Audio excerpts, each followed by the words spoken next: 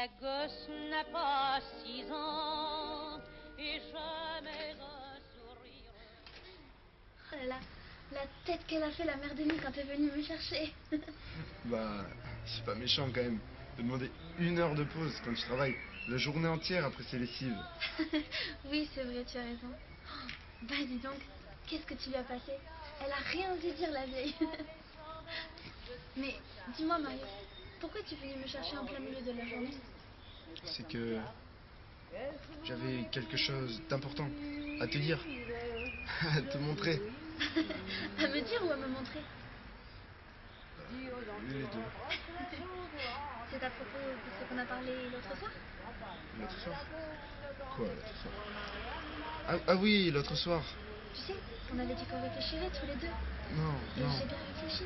non, c'est pas ça. Mais si, tu as raison. Le mariage n'est pas le couronnement d'un amour véritable. Pause. Je t'aime. Tiens, regarde ça. Alors, monsieur, que vous êtes volé? Eh bien, on m'a volé de l'argent ainsi qu'un chandelier. Ah, oui, c'est commissaire. Mes respects, commissaire.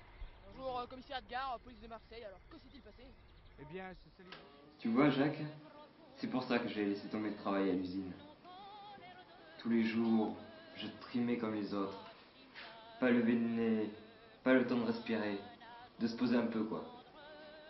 Tu verras, un jour, on devra pisser à l'heure fixe. Et puis, tu peux même pas penser. T'es là, t'es bon qu'à marner pour les Richards, c'est tout. Toute la journée, soulever des sacs de 50 kilos, minimum. Et ta santé. Et tout ça pour gagner quoi? Je te le demande. Même pas de quoi nourrir la famille, j'en ai assez. Je comprends vraiment pas que les ouvriers acceptent ça. Mais si on comptait, alors là, par contre, les beaux messieurs, ils envoient la troupe. Tu sais, comme ils ont fait l'autre jour. Il y a 4 des nôtres qui ont laissé la peau. C'est pour ça que je veux changer. Uniquement pour la mémoire de ces gars-là. Je veux faire équipe avec Marius. C'est lui qui a raison. Je te comprends, allez. Moi, tu sais, j'ai jamais connu ce que tu dis. J'ai été recueilli par une vieille Russe qui m'a prise en pitié lorsque j'avais 4 ans. Je crois que ma mère était morte de faim et de froid dans une nuit d'hiver. Je traînais à la criée le matin pour récolter de quoi manger. La babouchka, elle m'a prise en pitié, la pauvre femme qui n'avait déjà pas assez pour elle.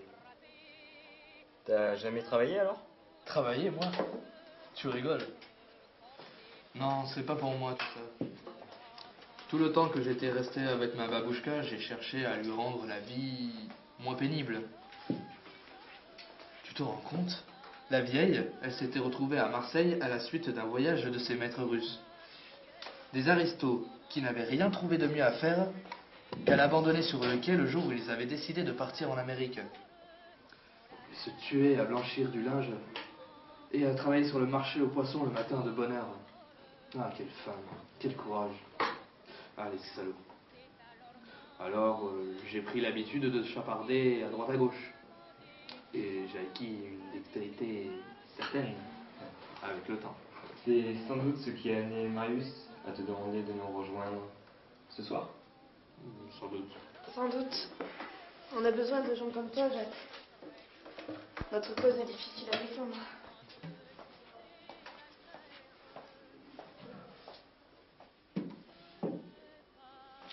Mais dis-moi, Jacques, tu n'as pas peur de te faire pincer un de ces jours?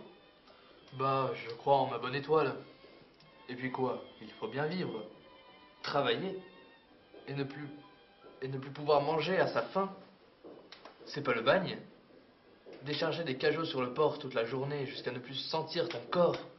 Jusqu'à ne plus savoir où est-ce que tu as mal, tellement tu es fourbu. C'est pas le bagne. Et quand tu rentres dans l'autodie qui te sert d'abri, t'as plus qu'à te vautrer sur ta paillasse. En attendant que le sommeil vienne rapidement te permettre d'échapper à la douleur, à la faim qui torpille ton estomac, et obéir à tous ces foutus contremaîtres qui se prennent pour les monsieurs. Ah non merci. Non, je préfère risquer le bagne plutôt que de me faire rosser les chines par tous ces scélérats de bourgeois. Mais si tu te fais passer, si justement un de ces scélérats de bourgeois te surprend chez lui en train de le cambrioler. Ah ça je sais pas. Ah voilà Marius, on va lui demander ce qu'il en pense. Comment vas-tu Marius? Ça va bien. Ça va même très bien. Je viens de faire une petite livraison à Jeanne. Une petite affaire de la nuit dernière qui servira à nourrir les gosses du quartier et acheter le papier et l'encre pour le journal. Jusqu'à la prochaine affaire. Alors, raconte.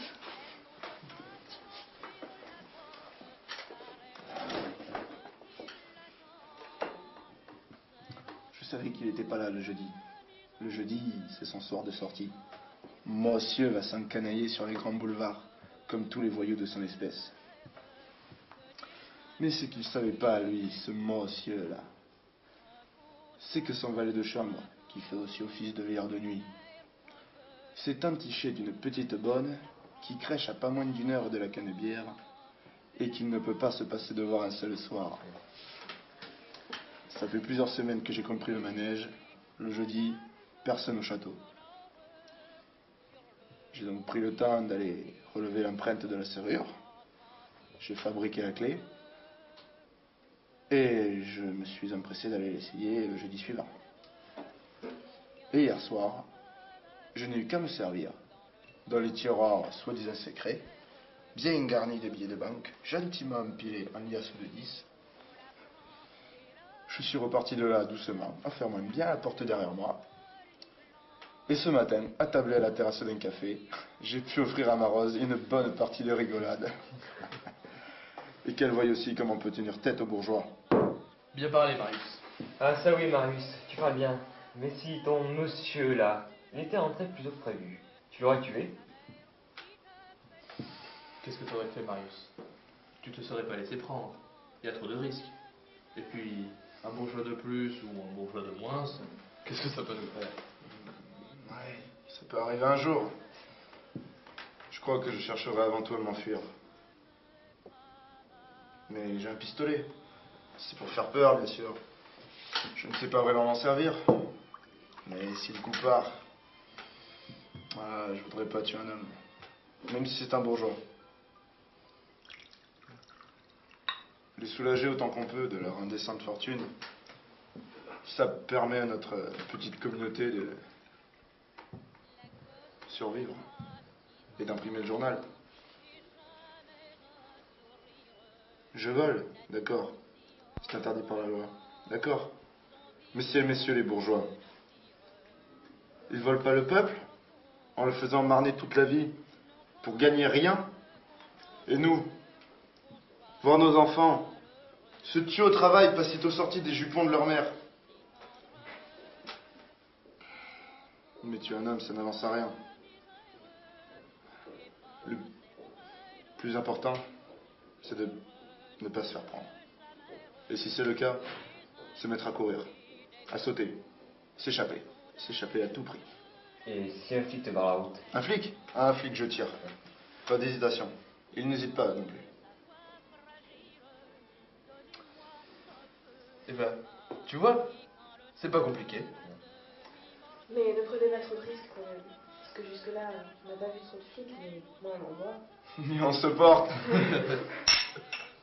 Ce qu'il attend.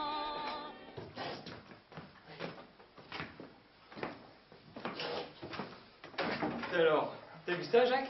Marius, les rideaux à la fenêtre. Et le lit bien tiré? Et ça sent bon en plus chez toi, Marius. C'est que Rose habite ici maintenant. Ouais, ça plaît pas la mère de Denis. On s'en moque. Ni vieux, Ni maître. Bien parlé. Bonjour. Bonjour. Rose, j'ai fait venir les amis pour leur parler de ce que je t'ai dit hier. Ah. Mais, Marius, pourquoi t'entends faire ça? Je te l'ai déjà expliqué, Rose. Il y a Jeanne. Il faut nourrir la communauté. Et puis, il y a le journal. Si on ne se charge pas de dire la vérité sur ce qui se passe dans les banques et dans les bureaux, qui c'est qui va le faire? Avec tous ces messieurs de la politique qui pensent qu'à s'en mettre plein les poches, ils vont nous faire crever avec leur soi-disant pouvoir démocratique. Tous, ceux de droite comme ceux de gauche. Ils pensent qu'à se faire élire à l'Assemblée pour toucher les pots de vin. C'est vrai, tu as raison.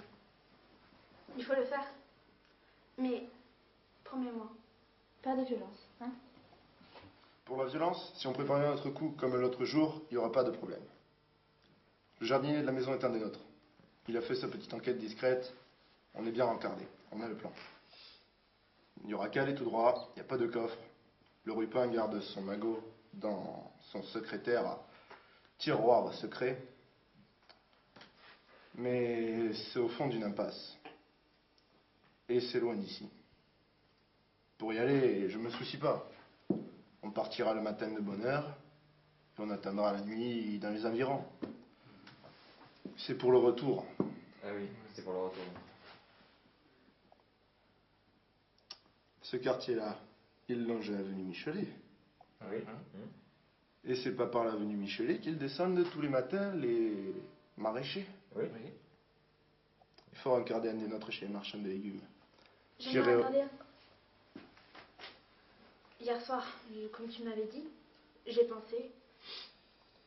C'est bien, tu as bien fait. Je savais qu'on pouvait compter sur toi.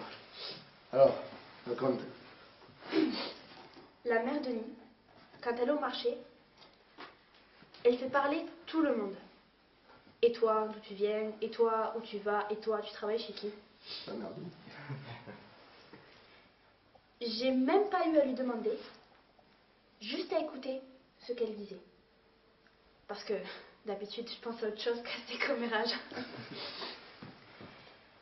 Elle a réservé un cachot de légumes chez un type qu'elle aime pas, mais qui vend pas trop cher. Elle l'aime pas, elle dit qu'il a pas de manière. Ce gars, il vient du quartier d'où tu parles, Marius. Il dit qu'il enquille l'avenue Michelet tous les jours à 4 h du matin, pétante. Vous n'aurez qu'à sortir dans sa charrette et vous serez dans votre lit avant que le bourgeois ait eu le temps de prendre son coup de sang. Alors, il est risqué ce truc? Non.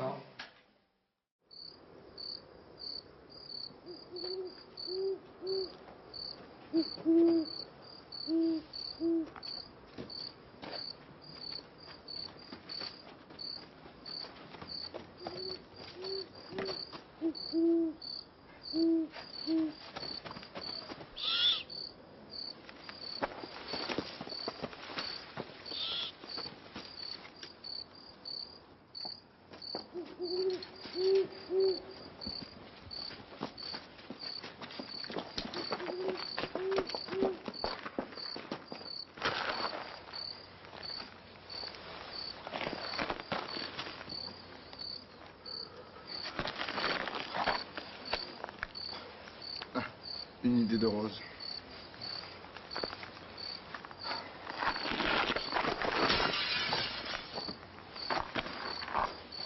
Gaston, tu fais le gars à l'extérieur. D'accord. Jacques, tu viens avec moi.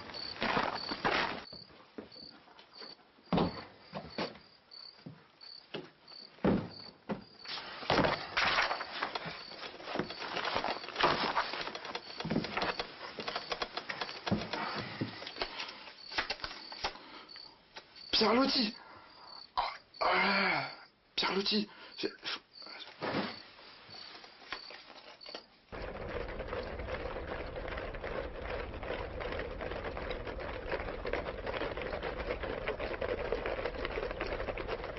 Marius, on a mis un mois pour préparer ce coup-là. Un mois. Les gars, Pierre Loti, c'est pas un bourgeois comme les autres. Pierre Loti, c'est un poète. Il passe son temps à écrire tout ce qu'il a vu pendant ses voyages. C'est si beau. Mais Marius, t'es trop sentimental. Tu te rends pas compte de tout ce qu'on a fait pour rien. Bah regarde, t'as même pas le chemin du retour à te taper jusqu'au panier. Rigole. Tu rigoleras moins lorsque tu seras devant Mère Jeanne qui demandera de quoi faire croûter les rejetons. Tu as raison, Jacques.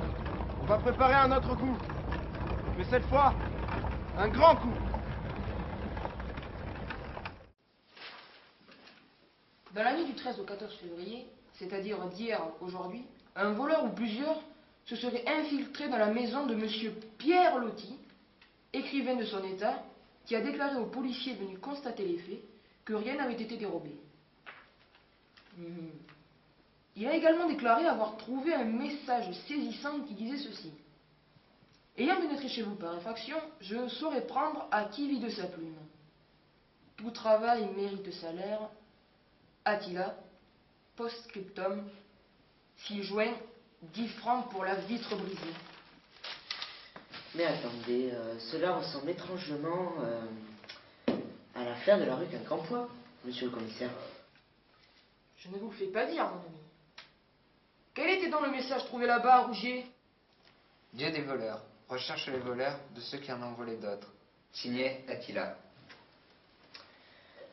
Ce qui fait qu'on peut en déduire... Ce qui fait, mon garçon, que nous sommes sur une piste. Ça m'étonnerait pas qu'il s'attaque au monde de piété.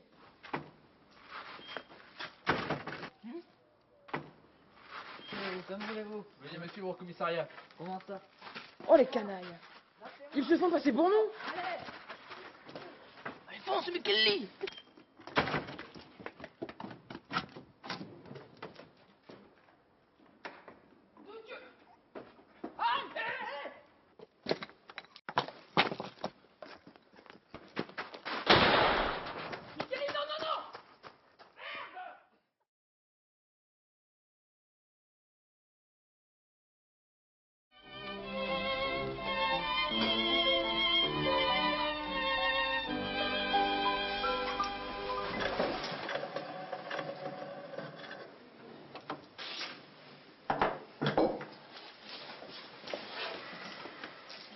Comme tu es calme, Jeanne.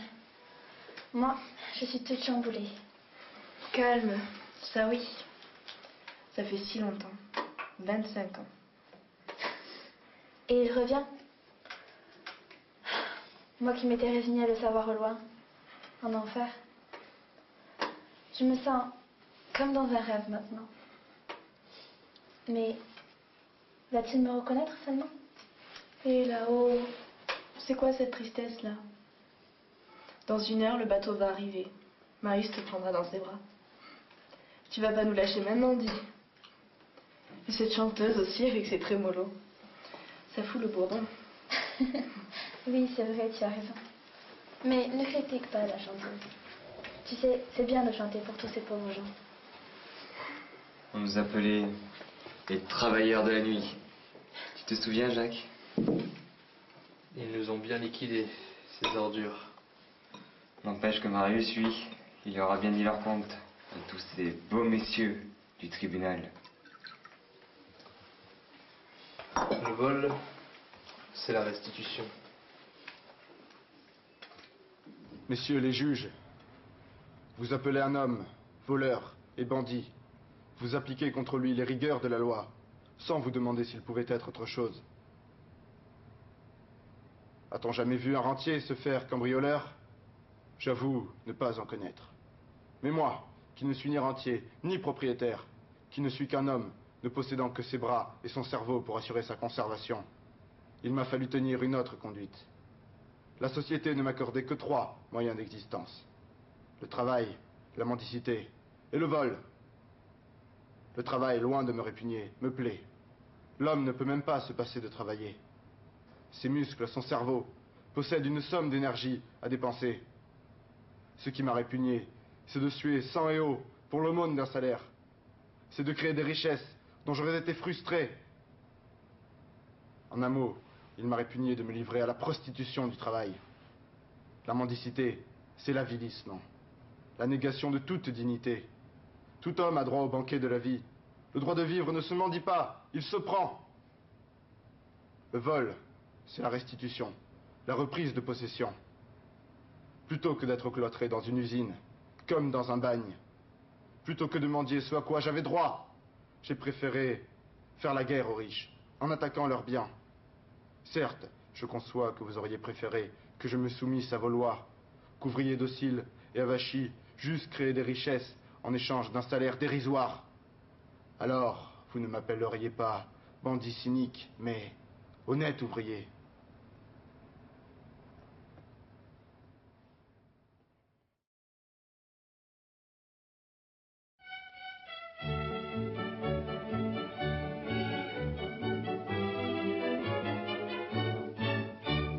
Riches ou pauvres, quoi qu'on fasse sur la terre, notre existence est une chose éphémère, et des pendules, le tic-tac incessant, semble nous dire tout passe avec le temps.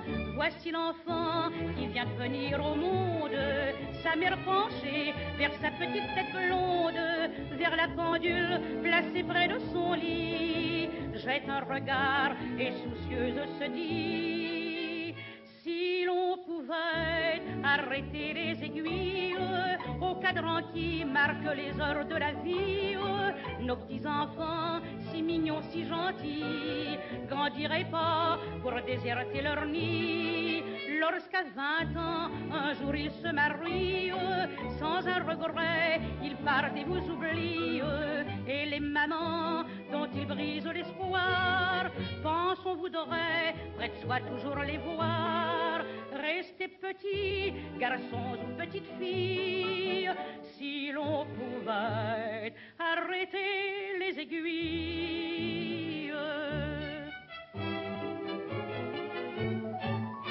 Dans les campagnes ainsi que dans les villes règne le calme et chacun vit tranquille, sans se douter qu'un orage gronde au loin pour bouleverser la paix du genre humain.